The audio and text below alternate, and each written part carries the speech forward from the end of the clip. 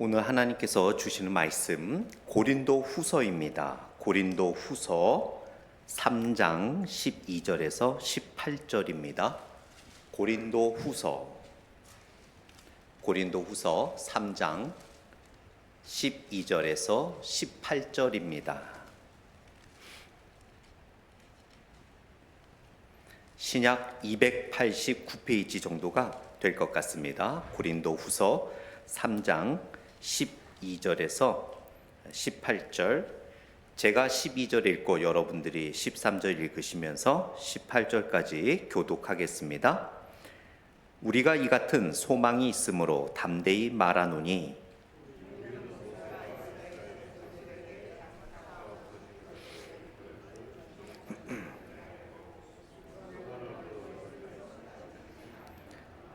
그러나 그들의 마음이 완고하여 오늘까지도 구약을 읽을 때에 그 수건이 벗겨지지 아니하고 있으니 그 수건은 그리스도 안에서 없어질 것이라.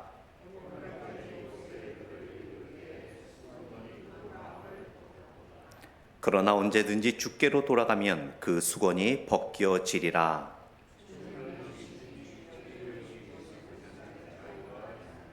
같이 읽겠습니다. 우리가 다 수건을 벗은 얼굴로 거울을 보는 것 같이 주의 영광을 보매 그와 같은 형상으로 변화하여 영광에서 영광에 이르니 곧 주의 영으로 말미암음이라. 아멘. 우리 말씀 듣기 전에 몇 가지 기도 제목으로 우리 함께 같이 말씀을 나누겠습니다. 우리 피아노 반주에 맞춰서 기도를 할 텐데요. 첫 번째는 우리 김재환 집사님 또 김지원 집사님 가정에 지난주 주일날 하나님께서 셋째 아이를 엘렌을 하나님께서 주셨어요. 산모와 아이 너무나 건강합니다. 제가 사진을 봤는데 정말 갓 태어난 아이 너무 귀엽더라고요. 그래서 우리 김재환 집사님, 김지원 집사님 셋째 아이 주셨는데 산모와 아이 모두 건강하게 또 그 아이가 잘 자라 하나님께 영광 돌리는 아이 될 수 있도록 기도해 주시고, 또 하나는 우리 몸이 아프신 분들 계십니다. 특별히 신원삼 집사님 위해서 기도해 주시고, 또 여러분들이 아시는 그 분들 위해 지난주에 또 여러분들이 그 몸이 편찮으셔서 예배를 참석하지 못했어요. 연락들을 취해 보니까 이제 다들 회복이 되신 것 같은데요. 또 아프신 분들을 위해 또 여러분들 또 본인의 건강을 위해서 또 아시는 가족이나 또 주변의 아픈 분들을 위해서 이 시간에 함께 같이 기도하겠습니다. 다 같이 기도하겠습니다. 하나님 감사합니다. 우리 김재환 집사님 가정에 귀한 셋째 아이를 주심에 감사합니다.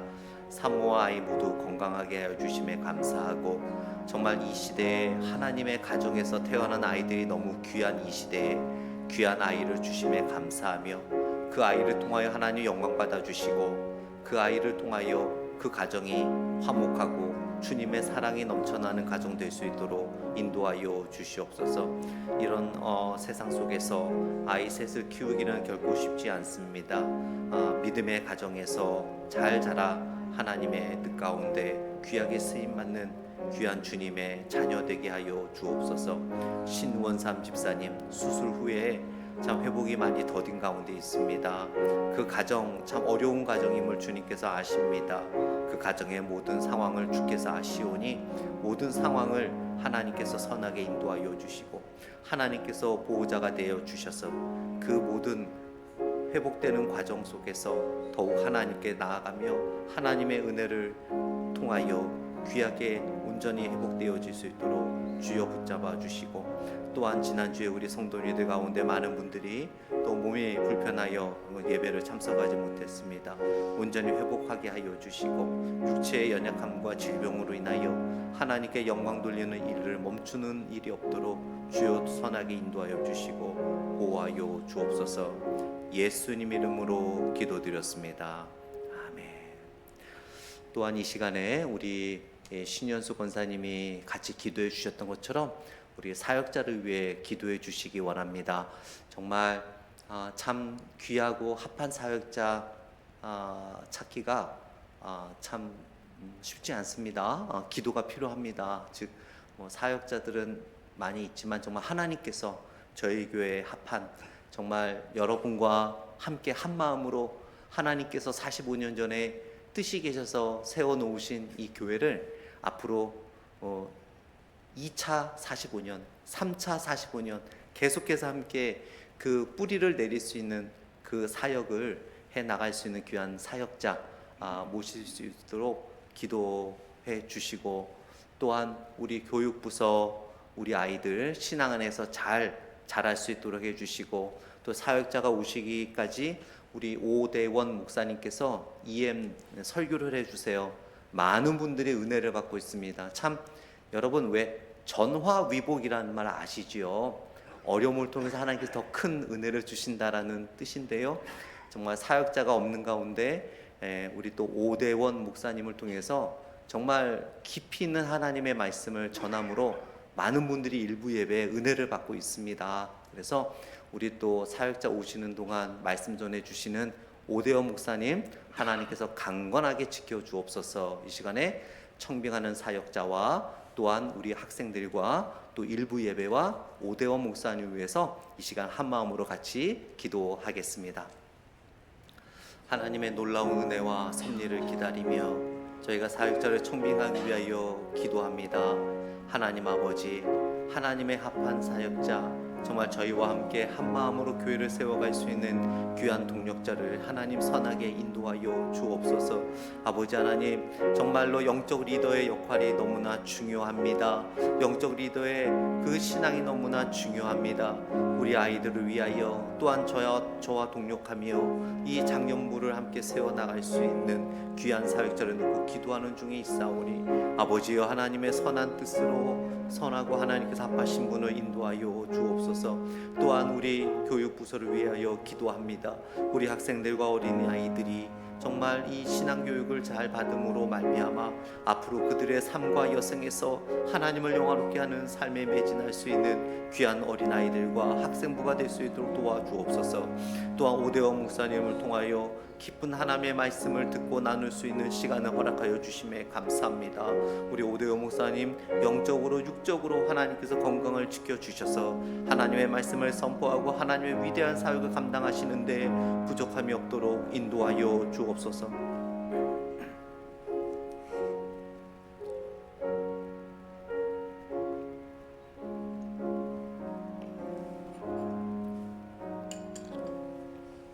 하나님 아버지 감사합니다. 저희가 몸이 아프신 분들과 또한 새로운 하나님의 자녀를 주신 가정과 또한 교육부서와 또 오대원 목사님과 또 새로운 교육자의 청빙을 위해서 한 마음으로 기도하였습니다. 하나님, 우리의 기도를 응답하여 주실 줄 믿습니다. 하나님의 말씀을 듣습니다. 우리의 마음을 열어 또한 하나님의 말씀을 듣는데 또 하나님의 영광을 바라보는데 가리워져 있는 우리의 모든 개인적인 수건을 걷게 하여 주시고, 하나님의 놀라운 은혜와 영광을 우리의 영적인 눈으로 바라보게 하여 주옵소서. 예수님 이름으로 기도드렸습니다. 아멘.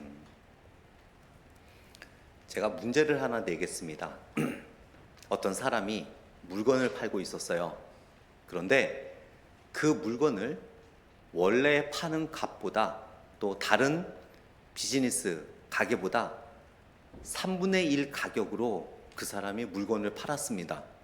그런데 백만장자가 됐어요. 어떻게 됐을까요? 한번 답변해 보시겠어요? 뭐 복권이 당첨된 건 아니에요. 그것으로 백만장자가 됐어요. 물건값을 3분의 1만 받고 팔았는데 다들 눈이 동그래지시네. 나도 그랬으면 좋겠다. 백만장자가 됐습니다. 어떻게 백만장자가 됐을까요? 머리로 막 이제 생각하시죠. 어떻게 됐을까? 3분의 1 값으로 판매를 했는데 백만장자가 됐다. 그러니까 다른 가게에서도 그 똑같은 물건을 팔아요. 그런데 다른 가게에 3분의 1 가격에 파는 거예요. 그러면 원가에 원래 팔던 가격의 3분의 1이면 뭐 3배 받았다고 해도 원가밖에 못 받는데 과연 그게 장사가 됐을까요? 그런데 백만장자가 됐습니다. 제가 10초 생각할 테니까 속으로 답변을 말해보세요. 속으로 말씀하세요. 네. 자, 그 사람이 3분의 1 값만 받고 물건을 팔았는데 백만장자가 된 이유가 있어요. 그 물건을 팔기 전에는 그 사람은 억만장자였습니다. 근데 3분의 1 값만 팔다 보니까 이 백만장자로 내려앉은 거예요. 그러니까 이 질문이 여러분 생각의 전환이에요. 우리는 백만장자가 됐다고 하니까 밑에서부터 늘 올라왔다고 생각하잖아요. 그런데 어느 누구도 위에서 내려왔다고 생각은 못하는 거예요. 이게 바로 생각의 전환입니다. 우리는 삶을 살아가면서 늘 이런 식으로 때로는 판단하고 바라보고 결정하고 생각할 때가 많아요. 그러다가 잘못 생각하고 잘못 판단하고 잘못 본 이후에 나중에서야 무릎을 치죠. 아, 그게 아니었구나. 내가 생각을 잘못했구나. 내가 잘못 판단했구나. 내가 잘못 봤구나. 그렇게 이야기를 합니다. 오늘 본문에 보게 되면 바울이 모세의 수건에 대해 이야기를 해요. 이 이야기는 출애굽기 34장에 모세가 40일 동안 시내산에서 하나님과 함께 있으며 하나님께 두 번째 십계명을 받았을 때예요. 첫 번째 십계명을 받았을 때는 늦게 내려오니까 이 사람들이 어떻게 했습니까? 우상을 만들고 절을 하고 그랬죠. 모세가 영적 분노로 십계명을 던져서 깨뜨렸죠. 그 시내산에서 두 번째 십계명을 받고 내려왔을 때 모세의 얼굴에 하나님의 영광의 빛이 막 빛났습니다. 그런데 모세는 이런 생각을 했어요. 지금은 하나님의 영광이 막 빛나는데 이 빛이 점점 사라지는 것을 느끼면서 이 빛이 사라지는 것을 이스라엘 백성들이 보게 되면 하나님의 영광과 능력이 원래 사라지지 않고 빛만 사라지는데 하나님의 영광과 능력이 사라질 거라고 오해할까 봐 모세가 얼굴을 수건으로 가립니다. 그러니까 하나님의 영광의 빛을 못 보게 하기 위함이 아니라 이 빛이 처음에는 막 빛나다가 이제 시간이 지나면서 점점 사그러지는 거예요. 그런데 믿음이 없는 이스라엘 백성들, 여전히 우상의 마음이 있고 하나님을 향한 참된 믿음이 없는 그들이 이 점점 사그라지는 영광을 보면서 하나님의 능력과 하나님의 영광과 이스라엘 백성을 향한 하나님의 열정적인 사랑이 식어지는 거 아닌가라는 오해를 할까봐 사라지는 영광을 그들이 보지 못하게 하기 위해서 수건을 가렸던 거예요. 자, 그런데 그것으로 수건을 가렸는데 지금 바울이 그 이야기를 하면서 복음을 들어도 예수님에 대한 소식을 들어도 메시아로 인정을 하지 못하고 예수님을 참된 구세주로 받아들이지 못한 많은 유대인들을 바라보면서 마치 그들의 눈에 수건이 가리워진 것처럼 모세의 영광을 보지 못하도록 가렸던 수건이 가려진 것처럼 그들의 눈에는 영적인 수건이 가려져 있다. 그런 이야기를 하는 내용이 바로 오늘의 본문입니다. 그러면서 오늘의 본문은 그런 모세의 영광을 못 보게 했던 그런 가려진 수건이 우리들에게 있어서는 그것이 우리 하나님의 영광과 참된 복음의 의미와 뜻을 깨닫지 못하게 하는 무엇인가가 우리 안에 있다라는 거예요. 그래서 저는 오늘 본문을 통해서 참된 복음으로 또 참된 제자로 나아가는데 혹시 방해하고 가리고 있는 우리 개인별로 갖고 있는 수건은 없는지, 또 그것을 걷어내기 위해서는 어떻게 해야 되는지, 그 수건이 계속 가려져 있을 경우 우리들의 신앙에는 어떤 악영향이 있는지 오늘 본문을 통해서 함께 말씀을 나누고자 합니다. 14절과 16절을 보게 되면은요, 마음을 덮은 수건이 있다라고 바울은 분명하게 이야기를 합니다. 그러면서 12절에 우리가 이 같은 소망이 있으므로 담대히 말하노니. 이 수건을 걷어내기 위한 이러한 영적 행위는 바로 그냥 이루어지는 것이 아니라 소망이 있을 때 그것을 실질적으로 할 수 있다라고 이야기를 합니다. 여러분, 우리가 소망이 없으면 내 안에 무엇인가가 가리워져 있어도 그것을 걷어낼 아무런 목적이 없는 거예요. 예를 들어 집안에 어떤 물건이 놓여져 있을 때 그것을 치워야 된다라는 그 궁극적인 목적이 없으면 우리는 치우질 않습니다. 제 아내가 지난 한 주 동안 이제 그 아이들을 방문을 하러 갔다 왔는데요. 제가 이제 그 아내가 있을 때는 왜 이거를 안 치우지? 그런 생각을 했는데 제가 일주일 동안 있다 보니까 제가 안 치우더라고요. 더 지저분해졌어요. 아내가 와서 그래도 저는 나름대로 깨끗이 치웠다고 생각을 했는데 제가 봐도 아내가 있을 때보다는 없을 때가 더 지저분해진 것 같아요. 제 나름대로. 그러나 왜 그랬나 생각을 해보니까 목적의식이 없는 거예요. 만약에 집에 손님이 온다 그러면 치우겠죠. 여러분들도 아마 공감하실 거예요. 평소에는 나의 편한 삶을 위해서 그냥 이렇게 놔두다가 누군가 방문한다 그러면 먼지 한 번 더 닦고 물건 한 번 더 놓고 이렇게 정리를 하지 않습니까? 왜 그렇습니까? 목적이 있기 때문에. 마찬가지라는 거죠. 우리가 영적인 성장과 하나님의 은혜와 참된 말씀의 뜻을 깨닫지 못하도록 가리운 것들이 있는데 그 가리운 것을 걷어내기 위해서는 궁극적인 목적의식이 있어야 된다는 거예요. 그 목적이 없으면 아무리 말씀을 듣고 수건을 걷어내야 된다는 설교를 들어도 그걸 왜 걷어내? 그게 뭔데?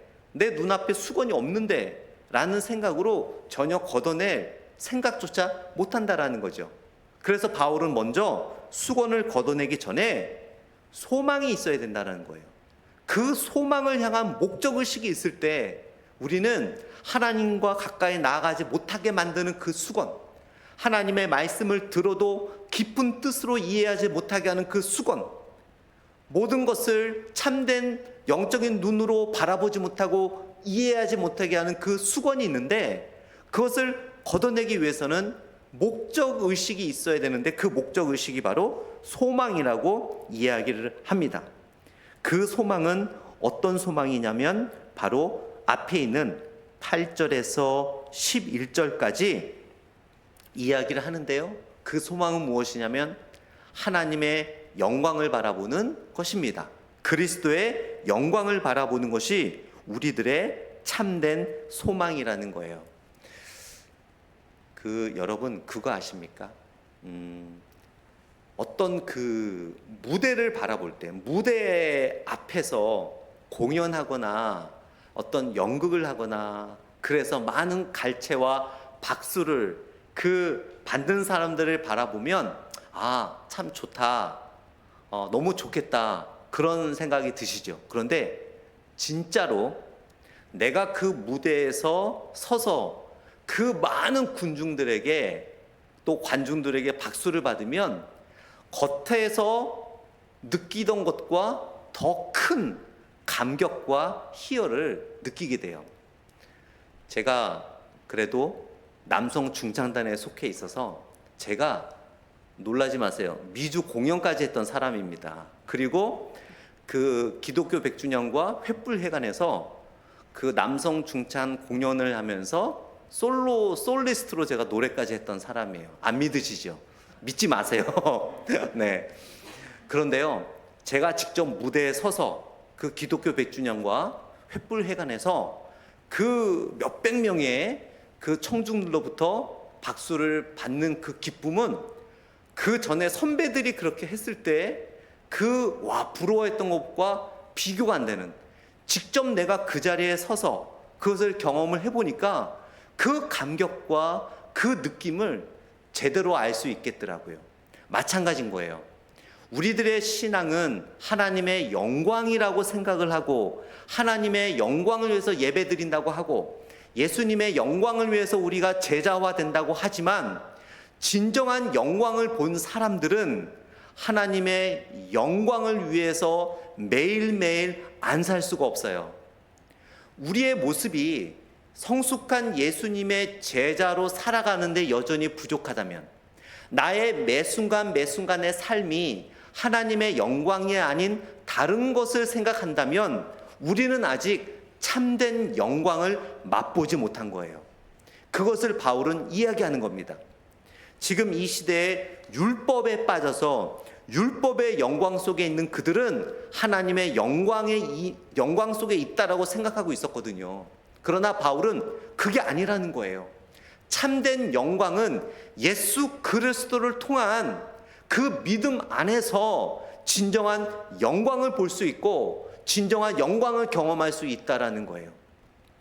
예배도 마찬가지 아니십니까?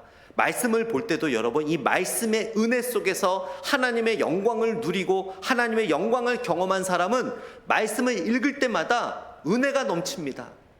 말씀을 들을 때마다 은혜가 넘쳐요. 기도할 때마다 은혜가 넘치고요. 찬양할 때마다 은혜가 넘치고 섬길 때마다 은혜가 넘쳐요.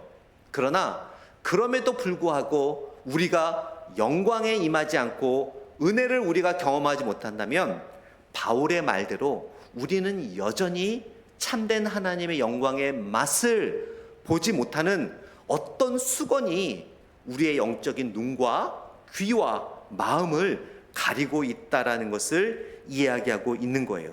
그러면서 12절을 다시 보게 되면 우리가 이 같은 소망이 있으므로, 바울에게는 소망이 있다라는 거예요. 그래서 담대히 말할 수 있다라고 이야기합니다. 그러면서 14절에 그러나 그들의 마음이 완고하여, 여기서 이 완고하다라는 단어는요, 요한복음에도 이 단어가 같은 단어가 쓰인 것이 있는데 어쩔 때 쓰였냐면요, 예수님께서 기적을 베푸셨어요. 그런데 어떤 사람들은 예수님의 기적을 보고 우와, 이분은 정말 메시아가 맞다, 정말 하나님의 아들이 맞다 라고 하면서 예수님을 메시아로 영접합니다. 그런데 아무리 예수님이 설교를 하고 또 기적을 베풀고 놀라운 일을 보여줘도 여전히 에이, 저 정도는 뭐 마술사다 할 수 있는 거고, 아유, 저 정도 가르침은 어느 누구나 조금만 하면 가르칠 수 있는 거 별거 아닌데, 무슨 자기가 나사렛 동네에서 그 어렸을 때 자라난 걸 내가 아는데 무슨 자기가 메시아라고 해 하면서 아무리 말씀을 듣고 기적을 보더라도 예수님을 메시아로 영접하지 않고 마음을 닫아버리는 상태, 그것이 바로 오늘 바울이 말하는 완고한 상태거든요. 결국 그 수건을 걷어낸다는 것은 여러분, 누군가가 걷어내는 것이 아니라 하나님께서 주시는 그리스도의 은혜로 내가 해야 되는 거예요. 내가 그것을 걷어내야 되는 것입니다. 그러나 그렇지 못하는 것은 결국 내 마음이 완고하여 그것을 걷어내지 못하고 있다라고 바울은 우리들에게 이야기하고 있습니다. 결국 이 당시에는요, 율법을 고집하며 예수님을 받아들이지 않는 그런 완고한 마음이 있었음을 바울이 그들에게 질타하고 있는 것을 보게 됩니다. 결국 마음이 완고하여 영적인 눈이 수건으로 덮여져 있다는 것은 예수님을 받아들이지 않는 상태, 그러므로 그리스도의 영광을 볼 수 없는 상태라는 것을 우리는 알 수 있죠. 그러면서 16절에 보게 되면 이런 말을 합니다. 그러나 언제든지 주께로 돌아가면 그 수건이 벗겨지는지라. 자, 이제 바울이 수건이 무엇인지를 이야기하고 수건이 가려진 상태에서는 우리에게 어떤 영적 불이익이 있는지를 이야기를 해줬잖아요. 그러면서 바울이 그 수건을 걷어내는 방법을 이야기하고 있습니다. 우리 16절 말씀 다시 한번 보게 되면 그러나 언제든지 주께로 돌아가면 그 수건이 벗겨지리라라고 말하고 있어요. 결국 주께로 돌아가면, 예수님을 영접하면 이라고 말하고 있어요. 즉 주께로 돌아간다는 것은 어떤 뜻이냐면요, 예수님을 믿으면 영적인 눈이 열린다라는 거예요. 그리고 예수께로 돌아가면 율법의 무거운 짐에서 자유함을 누릴 수 있다라는 거예요. 또한 예수께로 돌아가면 하나님을 바로 알고 참된 생명을 누릴 수 있다라고 바울은 이야기하고 있습니다. 그렇다면 여러분, 하나님의 영광을 보지 못하게 하는 것, 십자가의 은혜에 더 가까이 나아가지 못하게 하는 그 수건, 말씀의 은혜에 더 가까이 나아가지 못하게 하는 그 수건, 예수님의 성숙한 제자가 되고 싶지만 여전히 나의 앞길을 막고 있는 그 수건은 과연 무엇일까요? 그것은 교만입니다. 또한 두려움이에요. 또한 세상적 가치관입니다. 또한 미워하는 마음입니다. 이기적인 마음이에요. 영적 게으름입니다. 그런 것들이 바로 우리의 앞을 막고 있는 수건이라는 거예요. 한번 이 시간에 여러분 되돌아보기를 원합니다. 내가 무엇인가에 대해 너무 걱정하고 있진 않는가? 그것이 하나님의 영광과 은혜를 가리고 있는 나만의 수건일 수 있다는 거예요. 내가 너무 교만하지 않나? 그것이 바로 하나님의 은혜를 가리고 있는, 하나님께서 응답하고 계시는데 그 응답을 막고 있는, 하나님께서 길을 보여주시고 있는데 그 영광의 길을 보지 못하게 하는 수건일 수 있다는 거예요. 또한 나의 영적 게으름, 그것이 내 앞을 막고 있는 수건일 수 있다는 거예요. 또한 세상적 가치관, 물질주의, 명예욕, 그런 모든 것들이 수건일 수 있다는 거예요. 아니면 나는 아무렇지 않다고 느껴지지만 내가 오랫동안 갖고 있어서 나는 잘 모르지만 상대방에게 상처 주는 어떤 말투, 어떤 행동, 그런 것들이 어쩌면 내가 성숙한 제자가 되어 더 큰 하나님의 영광과 은혜를 느낄 수 있는데 막고 있는 수건일 수 있다라는 거예요. 오늘 이 본문을, 고린도 후서 이 편지를 받았던 사람들은 초신자들이 아니에요. 정말 율법에 정통했던 사람들, 어느 누구보다도 하나님의 말씀을 잘 알고 있었던 사람들, 정말 모세 오경이라면 달달 외우고 있었던 사람들, 오랫동안 메시아를 기다리고 있었던 사람들, 정말 많은 사람들에게 믿음이 좋다라고 칭찬받았던 사람들, 그들에게 바울은 이야기하는 거예요. 여전히 여러분들의 신앙생활을 맡고 있는 수건이 있습니다. 여러분, 그것을 깨달으셔야 돼요. 그것을 걷어내십시오. 그래야만 참된 하나님의 영광과 은혜를 맛볼 수 있습니다라고 이야기를 하고 있는 것입니다. 그렇다면 여러분, 그런 수건을 걷어냈을 때 우리가 그런 하나님의 영광을 가로막고 하나님의 은혜를 가로막고 나의 성장을 가로막고, 또는 우리 전체적으로 봤을 때 시애틀 평강장로교회의 영적 성장을 막고 있는 어떤 수건이 있다면 그 수건을 걷어냈을 때 우리가 누릴 수 있는 것은 무엇일까요? 17절 말씀 한번 보겠습니다. 우리 17절 말씀 같이 읽어볼까요? 시작. 주는 영이시니 주의 영이 계신 곳에는 자유가 있느니라. 즉 16절에 주께로 돌아가면 그 수건이 벗겨지리라라고 말씀하시면서 수건이 벗겨진 결과는 무엇입니까? 주의 영이시니 주의 영이 계신 곳에는 자유가 있느니라. 자유함을 누리게 되는 거예요. 그 근심과 걱정에서 자유함을 누리는 거예요. 어떤 일에 있어서 자유함을 누리는 겁니다. 나의 어떤 속박하는 것에서 참된 자유함을 누리는 거예요. 여기서 영적 자유함이란 죄의 속박에서 벗어나는 거예요. 끊을 수 없는 죄에서 벗어나는 겁니다. 그 죄를 드디어 단절할 수 있는 거예요. 또한 형식적인 신앙에서 벗어나 하나님과 참된 관계를 맺는 것이 여기서 말하는 자유함이에요. 또한 두려움이 아닌 기쁨과 감사로 매일매일 신앙생활하는 것, 그것이 바로 자유함이 누리는 특권입니다. 이것이 바로 수건을 걷어냈을 때 우리에게 주는 놀라운 진리 안에서의 자유함임을 바울이 이야기하고 있어요. 그러면서 자유함을 누리는 것이 아니라 우리에게 또 다른 특징이 있습니다. 18절 말씀을 보게 되면은요, 바울이 이런 말을 하죠. 우리가 다 수건을 벗은 얼굴로 거울을 보는 것 같이 주의 영광을 몸에 그와 같은 형상으로 변화하여 영광에서 영광으로 이르니. 와, 여러분이 근심하고 걱정할 때 한번 거울을 보세요. 왠지 얼굴이 좀 초췌하게 느껴지지 않습니까? 그런데 너무 기쁨이 넘쳐요. 막 마음에서 막 기쁨이 막 넘쳐요. 웃고 싶지 않는데도 막 입가에 막 웃음이 막 지어져. 그때 얼굴을 보세요. 환해지지 않습니까?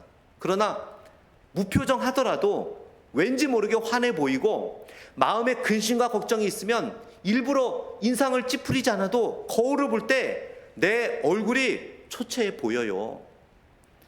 우리가 그 수건을 걷어냈을 때 어떤 변화가 있습니까? 바로 하나님과 그리스도와 같은 형상으로 변한다라는 거예요. 수건이 벗겨진 신앙생활은 점차 변화된 삶입니다. 즉, 수건이 여전히 영적인 내 눈을 가리고 있는 신앙생활과 벗겨진 신앙생활의 차이가 있어요. 바로 그 수건을 걷어낸 신앙생활을 하는 사람들은 변화된다는 거예요. 가려진 사람들은 변화가 없다라는 거예요. 그것을 바로 18절에서 이야기하고 있습니다. 결국 신앙생활은 정체되어서는 안 된다고 바울은 결론적으로 이야기하고 있는 것입니다. 즉, 예수님을 닮아가는 삶을 살아가기 위해서, 제자화되고 제자 만드는 삶을 살기 위해서는 결국 나의 그 수건, 그 여러분만 갖고 있는 그 수건을 걷어냈을 때 참된 신앙생활과 성숙된 제자의 모습으로 살아갈 수 있다라고 말하고 있습니다. 말씀을 맺도록 하겠습니다. 우리에게는 나만이 갖고 있는 그 수건들이 있다라고 바울이 이야기하고 있어요. 그 수건은 하나님의 영광을 가리고 있습니다. 그 수건은 영적 게으름일 수 있고요, 어떤 나의 나쁜 마음, 나의 버릇, 나의 모습들, 다른 사람을 알지 못하는 그런 수많은 죄들이 바로 수건일 수 있다라는 거예요. 그 수건을 걷어낸다는 것은 주님께로 돌아가는 것입니다. 진정한 회개가 있을 때 수건을 걷어내는 것이죠. 그 수건을 걷어낸 자는 하나님의 말씀 가운데서 자유함을 누릴 수 있다는 것이고, 그 자유함을 누린다라는 것은 그냥 느낌으로 I feel freedom, 이것이 아니라 정말 변화되는 삶이라고 성경은 이야기하고 있습니다. 여러분, 우리 모두 나만이 갖고 있는 그 수건을 한번 곰곰이 생각해보고 성령님의 인도하심과 도우심을 통해 그 수건을 깨달아 그 수건을 걷어내어 전에 경험하지 못한 그리스도의 참된 제자로서 더욱 성숙하게 되어지는 여러분의 삶과 우리 시애틀 평강 장로교회가 되기를 간절히 축원드립니다. 기도하겠습니다. 하나님 아버지, 우리 안에 여전히 믿음의 눈을 가리고 있는 수건이 있지는 않습니까? 그 수건을 걷어내므로 더욱 하나님의 영광을 깨닫게 되며 바라보게 하게 하시고, 또한 예수 그리스도의 참된 제자로서 변화된 삶을 경험하게 하여 주옵소서. 그 수건을 걷어내지 못하는 것은 우리의 나의 완고한 마음 때문입니다. 그 마음을 겸손히 성령님께 의지하여 믿음의 눈으로 그 수건을 보게 하시고 그 수건을 걷어내게 하여 주옵소서.